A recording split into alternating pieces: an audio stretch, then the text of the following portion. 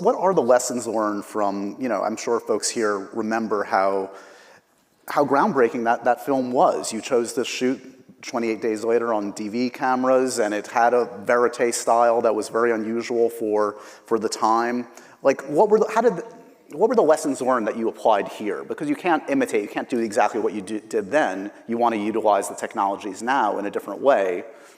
How did that experience inform filmically how you were going to approach this one? So one of the tensions that always exists is that cinematographers and the industry generally want the story to look perfect. There's this feeling of perfection and that's being chased, and everybody's contributing to it. And in a way, it's trying with stories like this. For me, that feels inappropriate. That you feel like they shouldn't be perfect. They should be, if you're lucky, they should be extraordinary looking, but you're looking at a post-apocalyptic world. It's not perfect. Right. And it's got much damage in it. There's damage and danger in it and fracture in it. And it's that you're trying to get at. And that's, I think, the real reason that we don't use conventional cameras.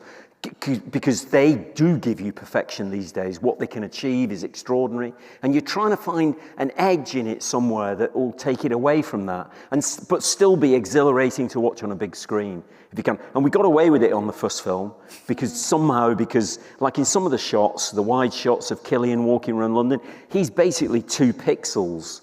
2 green pixels when you look at it, and we just managed to cut away from it in time before people started demanding their money back.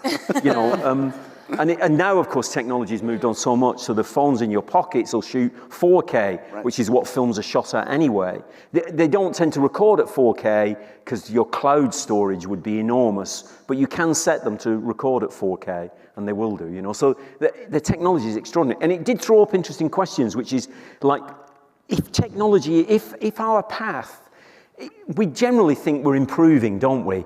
Give or take, obviously, certain things that we may think are not improving. No, society is perfect, Dan. I don't know what you're talking about. Generally speaking, you feel like there's basically a move forward. But if it gets interrupted, what happens to you? And is that just linked to technology? Because that's the biggest difference, isn't it, between the society that existed before this 28 thing and after it, which is there's no technology, the electricity's gone, and they can't use any. That was really interesting. There is a scene in it late on where you're slightly confronted with that, where the kid who is he's an analog native, he asks this guy, "What's that?" And you kind of realise he just didn't grow up with he just doesn't have any experience of that.